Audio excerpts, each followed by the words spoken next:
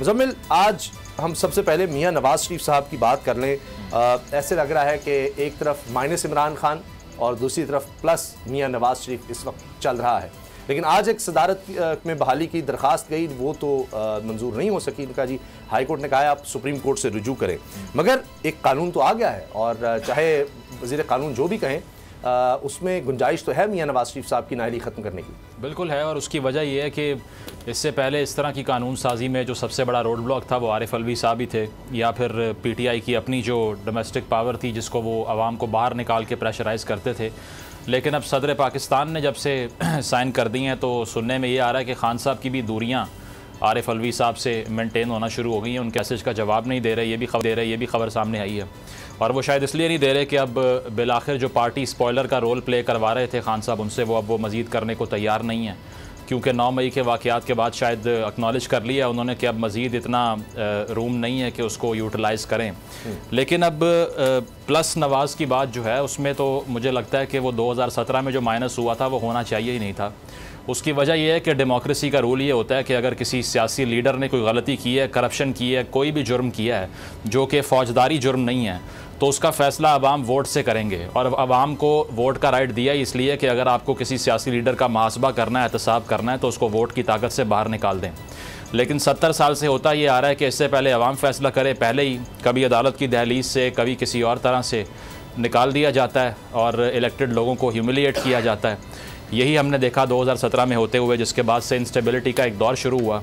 बहुत लोग इसको बाय करते हैं इस बात को कि नहीं, उससे पहले जो हालात थे वो बहुत अच्छे थे। अच्छे बुरे की बात नहीं है, डेमोक्रेसी सिर्फ कंटिन्यूएशन का नाम है।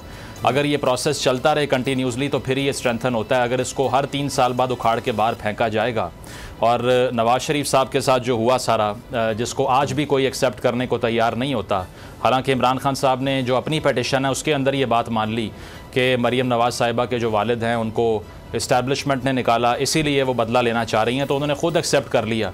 अब ये सारे जो उनका मुकदमा लड़ते हैं इमरान खान साहब का, वो भी फिर एक्सेप्ट कर लें।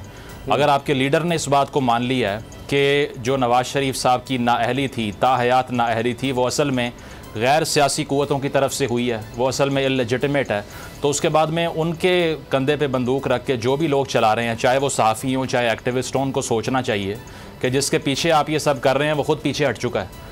तो ये सारी सूरत हाल में ये ताहयात नाअहलियाँ जो हैं ये डेमोक्रेसी को बेहतर नहीं करती, तबाह करती हैं, क्योंकि वोट बैंक डिस्ट्रॉय नहीं होते, वोटर वहीं रहता है।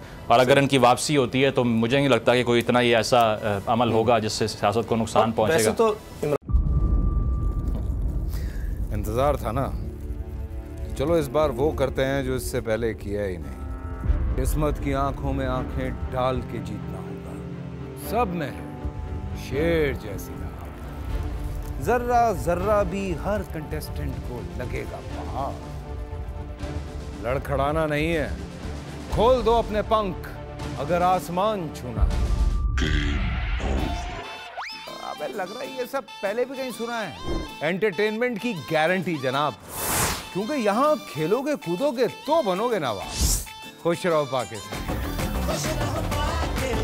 खुश रहो पाकिस्तान, बुध और जुमेरात शाम 7 बजे सिर्फ बोल एंटरटेनमेंट पर। सब्सक्राइब करें और बेल दबाएं ताकि कोई खबर रह न जाए।